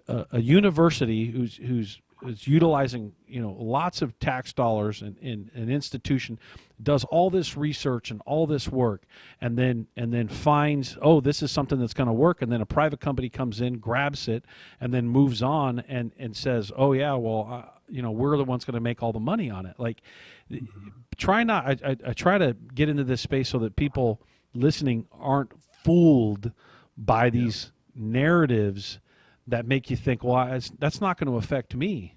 Well, it is going to affect you actually someday. If you allow them, I was having this discussion with somebody earlier. I was pointing it out, and someone said, well, they served in the military, and it was an example of someone that served in the military. And I said, well, if you're only thinking about yourself in this circumstance and doesn't affect you, were you taught to leave a soldier on the field? Don't leave people behind. Why would we be okay to leave them behind at work? No. Our sense of community needs to follow us in every aspect of life. This is not convenient for us to just drop in this particular moment because of other wedge issues like abortion or all this other stuff that gets people screaming at each other and want to stick pins in each other's eyes. Yep. I mean, you're exactly right. There needs to be community. We need to get back to that community. And just funny little story about that, a little anecdote. I had a member who, fortunately was terminated, and he had different political ideologies, and he reached out to me and he said, "Hey, Robert, are you going to represent me?" And he had some history, with my grandfather. Actually, he was a longtime member, and they had their history. But he and I got along cordial, and I said, "Of course, why wouldn't I?" He said, "Well, you know where I stand politically. I'm very vocal about it." I said to the member, "That to me is irrelevant. That has no bearing on how I'm going to represent you as a member, because to me, all of my members are equal regardless of your political ideology, because that is irrelevant in this point in time." And I think for us in labor, we really need to get back to that, in my personal opinion. Yes. Right. And really just focus on what is in the best interest of working labor people and labor. That is what we really need to focus on, because if we're, voting against our own self-interest, then, we're not doing justice to ourselves, and we're fighting twice as hard, 3 times as hard. Well, like we're having to do right now, since January, actually since November 6th, because things already started on November 6th, those of us in labor, we can all attest to how much more difficult the job has become instantaneously. And it's exponentially getting more and more difficult as each day goes on. I've actually had a lot of people look at me and say, "Randy, you look like, you need to get some sleep and this and that." And I'm like, yeah, it's pretty rough right now. We're trying to work through all this. We're trying to be proactive. But one of the things I explain to people is I've spent my entire adult life advocating for working people, and please don't just throw out the opinion. My opinion, if you're really wanting to know our perspective on labor, it comes from literally my entire adult life. Like, this isn't because I want to see the Democrats win over the Republicans, like the Dodgers versus the Yankees. This is more of what policy is going to affect everybody that we represent. And to your point earlier about making sure you represent somebody, even if they're on the opposite side, their ideology is different, especially politically. If the reality is if it happens to that person, we're the ambassadors of equality, because what we want to make sure is, regardless of that ideology, if it could happen to them, it could happen to me. And even if I don't like this person, or I don't like what they stand for, it has nothing to do with the facts in which is impacting that individual's employment. That's where labor is pretty disciplined. We're pretty good about that, and I think that gets overlooked a lot. We get tagged with this whole, labor's just for Democrats. Well, I mean, we endorse more of them because they seem to be more friendly. We don't run into the problems we're running into now when a Democrat gets elected. Like these things that are happening right now, we don't run into these issues when a Democrat wins the presidency. Right. You're absolutely right. And just real quick, my comparison would be the Giants beating the Dodgers, but you mean the Dodgers beating the Giants, right? Yeah. I mean, we can have that offline, but that's fine. But you gotta love that rivalry. When it comes to calling people out as well, I mean, you're right. We don't have as many issues when there is a Democratic administration, but obviously we've had issues, and in my opinion, I have no problem, and I feel labor as a whole has absolutely no problem calling out whomever, regardless of what letter, DR or an I is next to your name, right? It is literally, are you standing with us, yes or no? Did you make commitments, yes or no? And if you said yes, then you backtrack. Now we have a problem, and we're going to remember that. Are you going to make up for that? So, I mean, yes, historically, right, one party has been more in line with labor, and part of the reason why I am, a Democrat, and I was recently reelected to serve as a delegate in the California Democratic Party, and part of my want to be back in the party is to really enhance labor's voice. Yes. Because I feel that over the last couple of years, especially the last 10 years, we have seen a massive shift of rank and file members shift to the center or to the right for whatever reasons. And, I'm not going to judge anybody for that, because we should have a show on that. I think I have an answer for that. Not that I'm right. I got a theory. Anyway, we should have a show on that. Yeah, you're right. Absolutely. And I've seen it. I see it in front of my members. I see the frustration, and I can talk policy and acts that the former administration did. I can say the CHIPS Act, the Jobs Act, like all these things. But when I'm talking to an everyday voter, that just goes over their head. That's right. Right. They don't really, not that they're not intelligent, but I'm talking policy. And I think we as the Democratic Party, or we as labor, maybe need to just speak plainly, right? And I think that the other party does a very good job of just being concise, to the point, and sending a direct message. And I think that within the Democratic Party, there needs to be more of a labor voice, because truthfully, at the very top, there's been a takeover of those individuals who have very large tax breaks. And it's become $93 a second. That's right. And they dictate policy, right? And now when we're going up the ranks and saying, hey, we need this for working people, those folks cut a check, say, you know what, I'm gonna slide you this real quick, and just vote no on that, which is problematic. So, but to that point, I'd like to point out something. I think you make a very, very good point. And that point is that even with Dems, we have problems. And I'll give you an example of where we have problems. And that is that they don't go far enough sometimes. When I hear these people say, I'm going to do this for you, I'm going to do that, what we just experienced with the Biden administration and having even a general counsel at the National Labor Relations Board that was extremely supportive, and she was great. She did a phenomenal job. What we kept trying to explain is part of the system's broken, and you're going to have to make radical changes policy-wise that are not necessarily anchored to a political party. This is what's going to be better for workers. And if you claim to be the party for working people, here's the policy you need to pass to make it easier for workers to organize, or easier for workers to get a contract, make it more punishing for employers to play their game and to do this and to do that. And sometimes what happens is everybody gets a little, they kind of sit back and get a little lackadaisical, because it's like, oh, okay, well, that party's going to take care of us.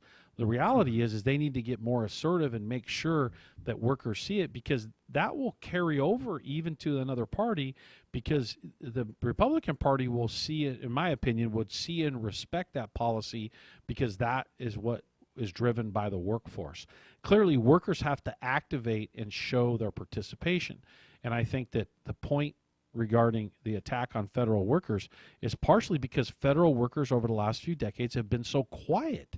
They have kind of taken this, well, I don't want to get in the middle. I don't want to do this. I don't want to do that. It's really not our place. And I've heard I obviously represent a lot of public employees, and I hear this sometimes, and I look at them and go, you're absolutely wrong. You're the only entity that actually can vote for who their boss is. You can't do that at a private entity. And you have a say-so into voting for who your boss is.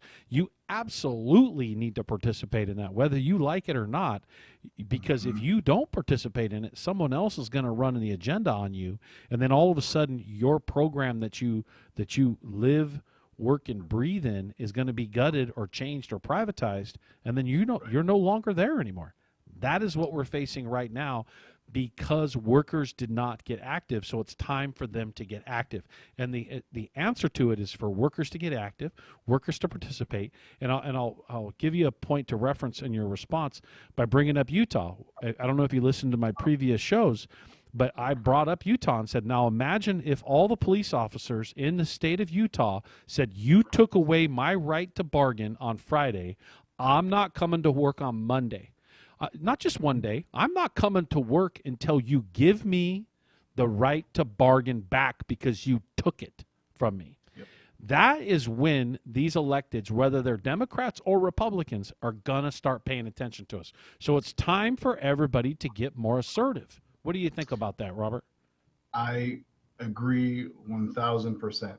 I think that we as labor and those individuals need to get more militant, because you've seen the slow chipping away of workers' rights, of labor protections, of the power of that comes with the CBA just slowly being diminished with laws being passed, with changes in policy over time, with labor reform not being passed, right? To your point, with Utah, I mean, that was just ridiculous. The Employee Free Choice Act, if you remember that, was one vote, one senator short in 2010.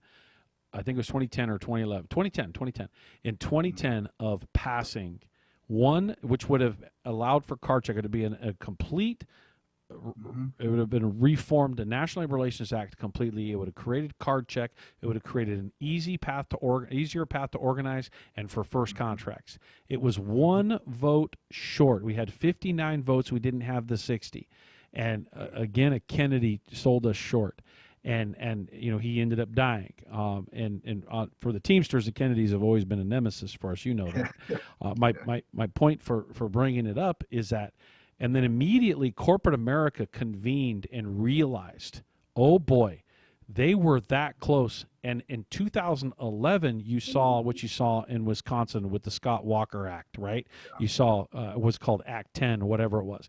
You saw a resurgence of right to work. You saw this lifting up of right to work and passing in states that we thought would never pass before, and because they put billions together through a number of organizations to go out and do exactly what they're doing right now. And don't be fooled, everybody. It's corporate America. Like, you know, this is corporate America that's running the agenda right now, period. Oh, yeah, 100%. I mean, and that's what, you know, I tell my members all the time. I say, look, again, how you voted, I respect that. That's on, you know, that's you, no problem. But just, I want you to see what's going on. And what happened in Utah was a perfect case study. I just tell them, imagine tomorrow waking up, and obviously it's different because it's private sector, but just imagine if your contract in San Francisco with Local 350 and your employer was null and void. What would you do? Right? But I mean, what would you do? That's what just happened to thousands upon thousands upon thousands of people. Yep. Right. I mean, TSA, right? Just happened to TSA. 47,000 people. It is truly insane what is going on in this country and how it's affecting just working people and just the haphazard way that it's occurring. And what they can do is do something about it. They need to call their congressional leader. They need to call their senator. They need to call, and they also need to engage their local electeds and make sure that local policy is passed. I just got a couple more minutes. We've gone a little bit long here. Really appreciate you coming on, Robert. Is there anything you'd like to do to wrap this up? And what do you think of us having a live radio show? I mean, I think it's awesome. It's very cool. This is awesome. Like I said early in the very beginning, you know, this is a great way to spread the message of labor, not just in San Bernardino County, but it seems like in France as well. I heard that. Yeah, so that's pretty cool. 335, right? So that's awesome. I know they do labor real big in France. I've seen the protests and things like that. We may need to bring some of that over here to California in the United States. But I appreciate all the work you do, and you know, for the labor movement, you know, we just need to keep fighting, get involved in local politics. Like you said, reach out to your local elected officials, be a nuisance, right? If that's what we are, be a nuisance to make our voices heard. Absolutely. Well, thanks for coming on. Once again, we had Robert Sandoval, who is the grandson of Bob Morales. Thank you very much. Really appreciated all that he did for the labor movement. I'm not sure if you're aware of our Hispanic caucus here at 1932, but you should contact them and talk to them, because Bob, your grandfather, is somebody that is referenced quite often by our Hispanic caucus here at the local union because of a lot of the things that were done during his generation that a lot of people talk about. So again, thank you for what you do. Thank you for what your grandfather did, and thank you for all the work you do at Teamsters Local 350 in the Bay Area, and thank you for your support on all the policies in which we have rolled out in that area. Really appreciate you coming on the Worker Power Hour with Randy Corrigan, and you know, hopefully we can help you guys set up something similar, and we can have an all-labor radio station at some point. That'd be awesome. I'd love to. Thank you very much. Thank you. All right. Mark. So, thank you very much, Robert. Man, that was great. Him and Gretchen coming on the show and sharing their perspectives from different parts of the organization. I don't know if you got to do anything to put this back to its normal feed, but I'll let you guys figure that out on that side. And what I'm going to do is I'm not going to take a break. I'm just going to roll right into some of our news because it kind of ties into some of the stuff that we just talked about. In Teamsters Local 1932 news, PERB rules in favor of the Coachella Valley. Our position for Coachella Valley Water District, the Water District had been trying to oppose these workers organizing with the Teamsters over a period of time, amazingly so that a water district be that, I guess, that animated, but we've got them over the hump. Hopefully some of you are listening live, and there's a lot of activities being built out right now to engage Coachella Valley Water District. So it's finally over. The legal stuff has concluded, and we now officially represent that unit. We've always been representing them, just we kind of did it through some unorthodox steps until we became the official representative of the unit, and we're proud of that. And so also the Training Center Career Day today from 9 to noon.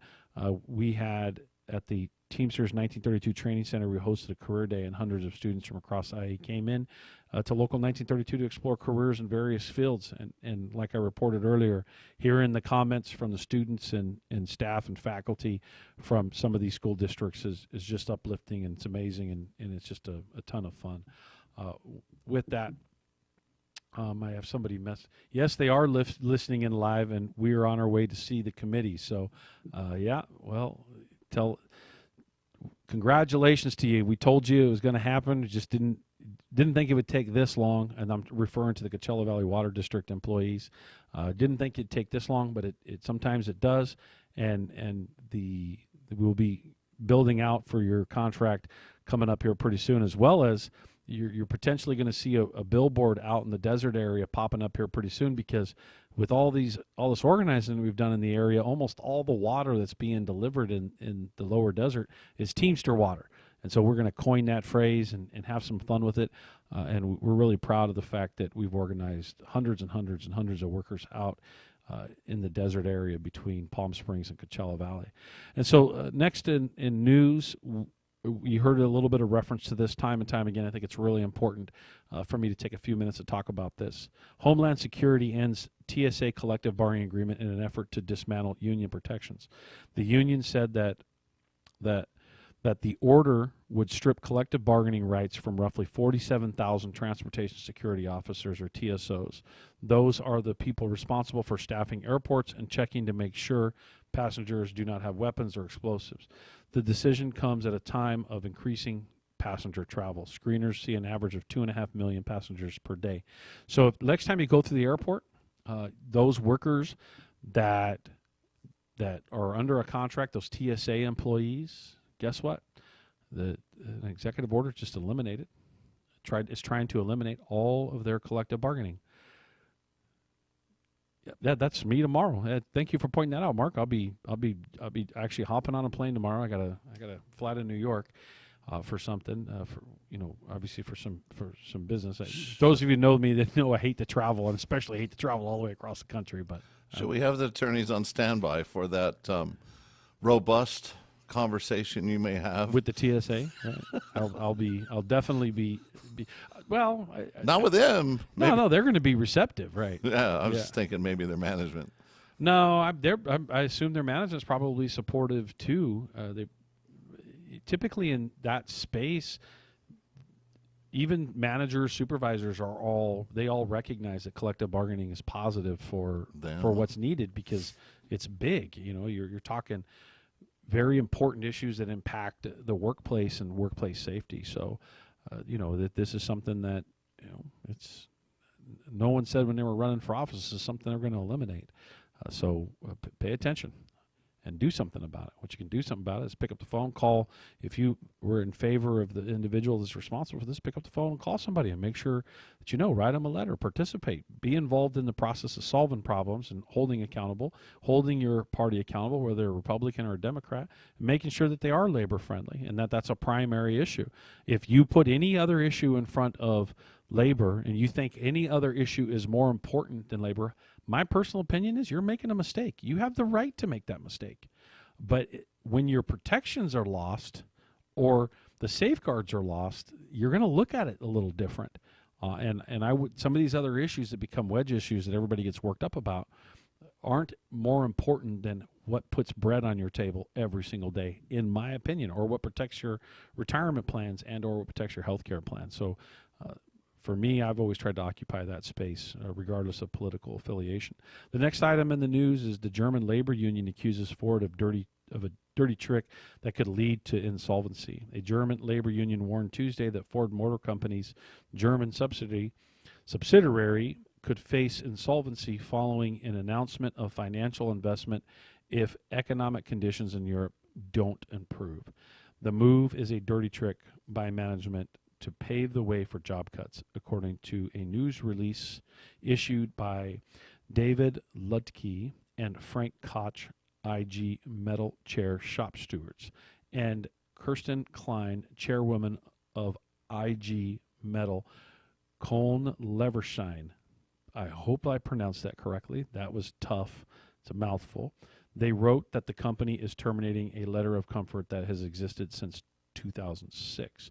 And so trying to keep you up to speed on the labor news. And as we're wrapping up this show, I think it's important for us to spend a couple minutes to talk about something I touched on multiple times during the show, which was if you keep your voice quiet, if you continue to just kind of sit back and say, oh, I don't want to get involved, I don't want to upset the apple cart, I shouldn't take a position in the politics or da-da-da.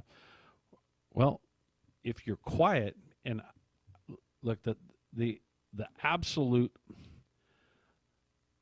I guess, wrecking ball that is hitting the federal government right now, these are all workers that are losing their jobs.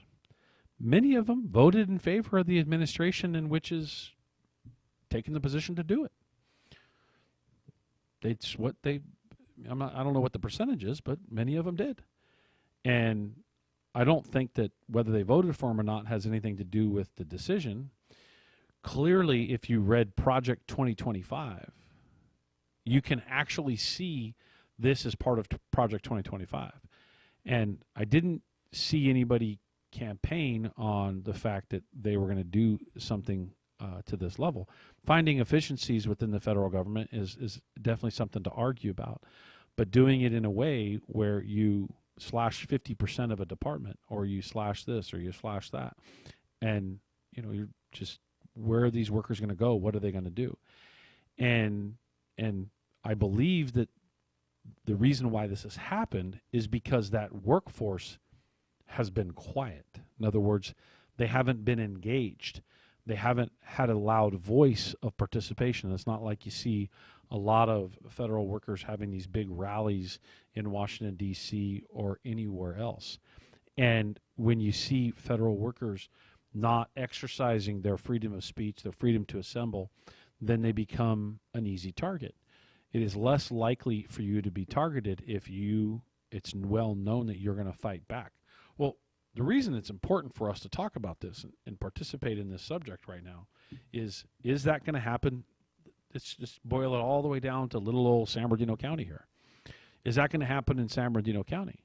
Is it, we were part of something where we watched a couple measures get on the ballot to attack fire safety in the middle of there being some massive fires. And quite frankly, these were close. These were 50-50 shots where a lot of the population was like, yeah, just cut it. Yeah, whatever, cut it.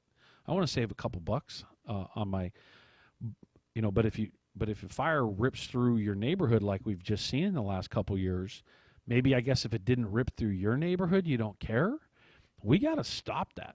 we gotta recognize the fact that we can't leave this up to other people. And the reason I bring it up is we have to posture ourselves as willing to fight. We have to be willing to take on whatever we have to take on to prevent that from occupying our space. And some will say, oh, that's in Utah, it's not going to affect us. So that's the federal government.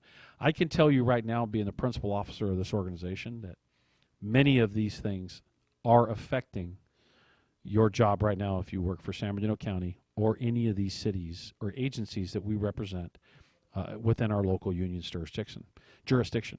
I can show you how every one of these decisions, almost every one of these decisions, has a cascade effect into yours. And most specifically, the funding, the attack on cutting off funding, making sure that certain grants and funding and stuff like that's frozen. That had an immediate ripple effect, an immediate impact to a degree that really, really shook a lot of people. And so, I'm not just going to sit here and say, oh, well, we're upset about what's going on. I'm going to tell you again, we're going to activate. And I know many of you have texted me and or done what we've asked you to do on I'm In. We're about ready to roll out the I'm In campaign. I'm In. Here literally tonight. Tonight you are going to receive a text from somebody. If you don't get it tonight, you're going to get it in the next, I would say maybe tomorrow or the day after. I would assume if you are listening, you're pretty closely connected to the network, and you're going to see our I'm In campaign that is going to start activating workers. We've got some exciting things. I'm not going to actually tell you what it is until you actually see it. It'll be released tonight. And this is us actually doing something instead of just sitting around complaining. This is us engaging and challenging people to get involved. Because if I ask everybody to get involved and participate, let me just use your retiree medical as an example for the hundreds of participants that are already getting a benefit from something that's not even 2 years old yet. Imagine if we just sat back and didn't say anything and didn't fight if somebody came to try to wipe that away. Because that happened to workers before in San Bernardino County. It happened to workers in not just San Bernardino County, but in other areas where they lost their retiree medical. And we have successfully been able to build a system that puts it back in place. And so are we just going to be quiet until somebody attacks it, or are we going to go on the offensive and make sure that we're creating the energy to let people know, look, we're not going to let you get that far. We will bring a fight to you that ultimately will cost you your job as an elected official, and that will be to vote you out of office and make sure that enough people in the region recognize that power. I don't care how many hundreds of thousands of doors that we got to knock on to make that happen. And I've had a lot of people thank me for a lot of the work that I have done over the last 9 years leading this organization. And what I see right now is, I'm going to say it very plainly, do not sit back and wait. Get engaged. Because if you're not going to get engaged and you're not going to fight, then there is nothing worth saving. If you just expect me to do all the work or my team to do all the work and you're not going to engage in it, then guess what? You're going to lose it. And so we're going to challenge you right now to not only what you do, but what people do around you. And making sure that, it's okay if you're making people uncomfortable by asking them to do something. Because I'd rather you be a little uncomfortable now asking you to do something than you be uncomfortable when you're 63 years old and you don't have a retiree medical and you've run into a healthcare issue that you cannot pay your medical bills any longer. I'm sorry. I'd rather you be uncomfortable now with a conversation that you don't like versus feeling that uncomfortable that I just explained to you. So it's important that we mobilize, we are militant, and we do it in a respectful way that elected officials and the population recognizes We are going to fight for what we have earned. Not deserve, earned. Not just deserved, earned. Everybody works hard, and this whole pitting one another against, to fight in confrontation in an anger-filled way is unacceptable. And so when you see this stuff come out, I need you to activate. I need you to activate everybody around you, and it's okay to challenge people and to push them into this space. That's how we build worker power. It's the whole name of the show. It's just what you see on our billboards and what you see on the buses and what you see in all this space that we're occupying is we're trying to explain to working people every day that they have worker power. And how do you build worker power? You build worker power by talking to your friends, talking to your neighbors, by engaging them and asking them to do something, even if it makes them a little uncomfortable. That's okay, because if you have worker power, you do not have to worry about your rights being stripped. You do not have to worry about someone taking something from you.